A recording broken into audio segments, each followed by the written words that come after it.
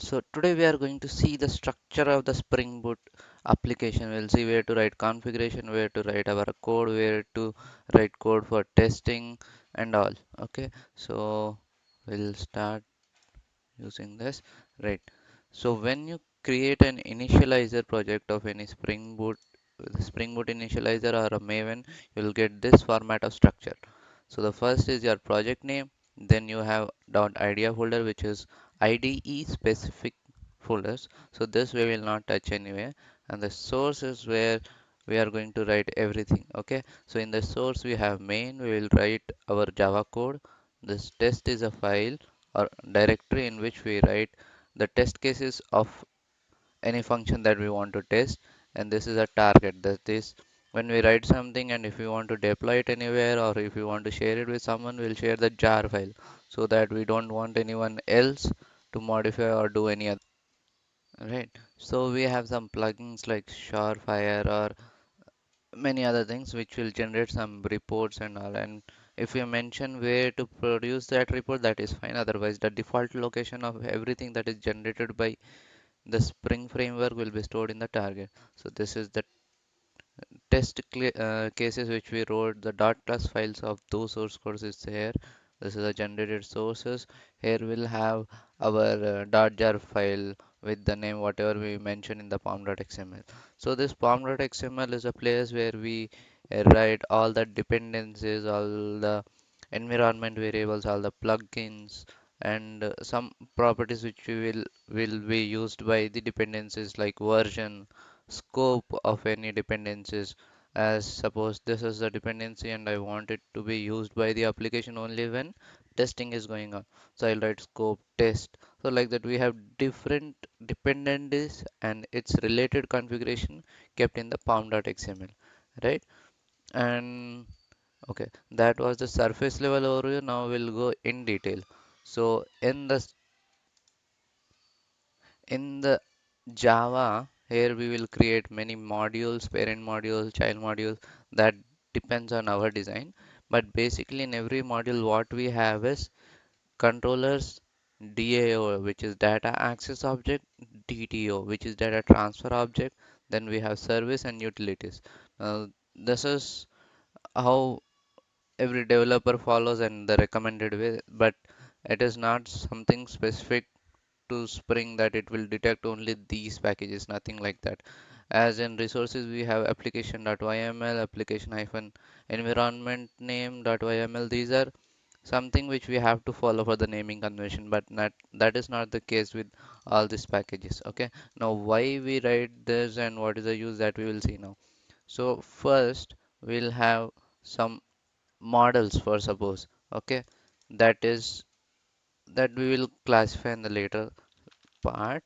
But suppose we have a, okay, we simply create a model, means we create some suppose a fruit, then we give some properties to it and we set getters and setters and constructors for that. So that is a simple model. Okay, now that model, why we created, it will be having certain functionalities, right? So that we will write here. So suppose we have a model called calculator. For that calculator we are writing utilities, like what all we can do with that calculator. So for understanding purpose, we are going to take a functionality called add. So it will simply receive two attributes and it will return. So that is a utility. So whatever we write in the utility will not be exposed to anyone who is dealing from outside. Okay. So uh, once I explain you all the packages, then you will try to get why we are writing this, why we are writing at the red component and all. Okay. So let's see what is controller is doing. We'll go line by line. Okay. So controller, in this controller, we'll be writing all the services which we are exposing to someone who is from outside the application. Okay. So if he hits this application, he is able to access these things. If he hits this API, he'll be able to get these things. Okay, so for our example, we are going to consider test kit. So when a user who is not a developer, who is trying to access some functionality of the application, suppose he sends three variables, okay, and is trying to add. So what we will do, will not simply call the utilities function, which we define in the calculator, that add A and B, then add the result of A and B to C. Not like that. So this is something we should not write in the controller. Okay. So basically how it works, whenever any user from outside the application is trying to hit it, it will simply call a method which is present in the service. So it is recommended that we should not write our logic in the controller. We should simply call that when a certain API is hit, we should call a method present in the service. Now what is there in the service? So here our intention is to add three numbers.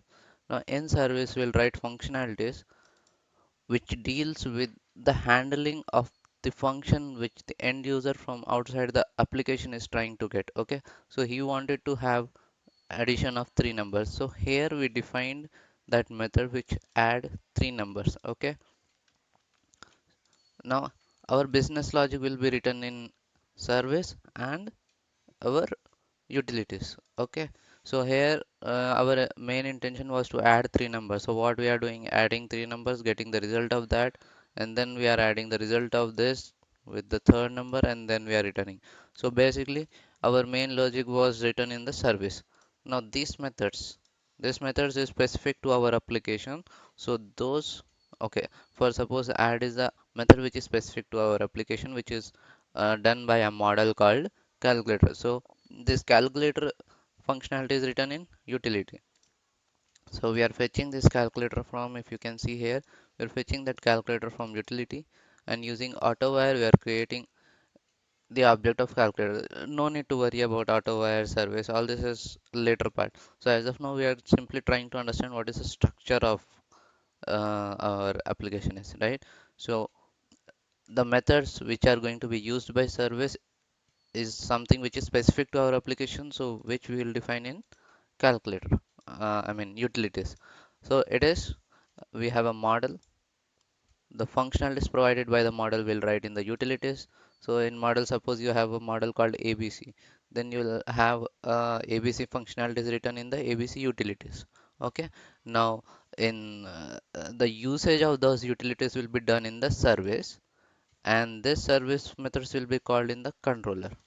So I'll explain you once again. When an end user tries to hit this API, it will simply call a method present in the service package, and that service package will use the methods which is specific to our application, and will try to achieve the aim which is intended by the end user while hitting the API, and will return whatever he wants in the controller. So that was the meaning behind service, utilities, and controller. Now, what is DAO and DTO? That is data access object and data transfer object. Is like, suppose in sample controller, we, if you have watched the previous videos, you will follow it. Otherwise, I'll explain you. It will take 30 seconds or so. Right. So somewhere we have used a class called vehicle. Yeah. So if you see here, here we have an API which if a user is hitting, we are using something else, like some kind of class or some model. Okay, so if your model is nothing but any real world entity, and it is a grouping of a real world entity, its variables and functionalities, that's it. Okay, so if that model we are using while consuming a request from the end user, or while sending it back as a response, I'll repeat it, any model that we are using to consume an input from the end user, or to send as a response body. Okay, so it is nothing but there is a model which is undergoing transfer. Okay, so it is either moving from the client to our application, or application to the end, I mean end user to the application, or application to the end user. So the object which is undergoing this thing, that is nothing but data transfer object. So since vehicle I am using to uh, get as an input, I'll write it under data transfer objects. So this is very, very crucial. Okay, data transfer objects is something that we'll use in the controller to fetch or to send. Okay, now data access objects. So this will come into picture when we are dealing with the databases. Okay, so suppose there's a table called student, so that will define here. So I didn't mention all the properties because then I need to add all the annotations, I need to add the dependencies, which is out of scope of this video. this tutorial. Here we are simply trying to understand the structure. So any table in the database that we want to utilize in our application, will define it here with the entity, either a table, either a entity, and then for each attribute or each column of a table that we will write here, will mention what is the column data type, what is the column, like if it is a varchar, what is the size of that, and all the related uh, properties of the which data access objects, that is any model that we are going to place in the database, and we are going to make use of that. So anything which is related to database tables, that we will keep under DAO, data access object. This is going to be persistent, like that is those object we call as a persistence object, so that we will define under DAO. Okay, then we have something called repositories and all related to database things.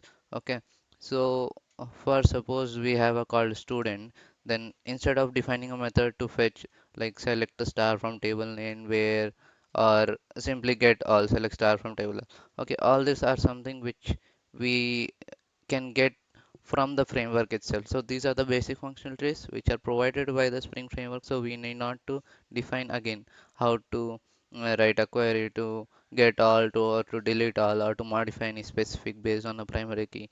So all that we can get simply by using annotations, which is a at the rate repository. So for that we'll have a different tutorial, but any table which we are going to use, that we will keep under DAO.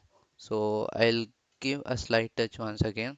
So then model will not come into use, because we are defining the model into either DAO or DTO. Okay, so I'm deleting it.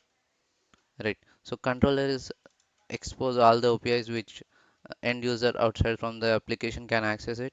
DAO is any object which is been which will persist throughout the application. D2A is something that we'll use either to fetch or either to send an object. Okay, services, making use of all the utilities functionalities. We need to provide what an end user is expecting. So that we will define in service. Utilities is something like we have models in our class, and what those models func can provide as a functionality, that we will define in utility. So this was all about the coding that we are going to write. But then we have something called configurations. So in application.yml, application hyphen environment hyphen environment 2. So here we will write application specific configuration, but if there's a configuration which is common for all environments, then we will define those in application.yml. So regarding this, I have a complete video I've recorded previously. I'll add that at the in the description, you can watch that as well. But then we have one more file called bootstrap.yml. What this does is, when the application is starting, okay, so application.yml or hyphen any environment, that will be considered after the application is started. But before the application gets started, if you want to provide any configuration to the framework, we will use bootstrap.yml. Okay, like if suppose we have a client server architecture and we want our application to fetch some configuration from the server before it gets started, we'll mention that in a bootstrap.yml. Okay, so this resource part was completely about configuration. Java part was about the source code that we are writing. Now suppose if you have something called utilities, okay, and for this function we want to write test case. So what we will do, we'll go under test. So this test was present in source. So under source we have code, and for which we and in which we are going to write test case for calculator.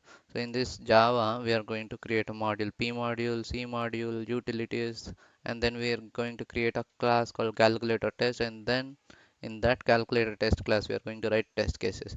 So again, how to write test case using Marketo or Power Marketo, that will have a different tutorial which will be in the same playlist that you can watch as well. Okay, so pom.xml is our final dependencies and all. So this was our complete Spring application structure. So if you have any queries related to the structure, you can write down in the comment section. That's it. Yeah. Thank you.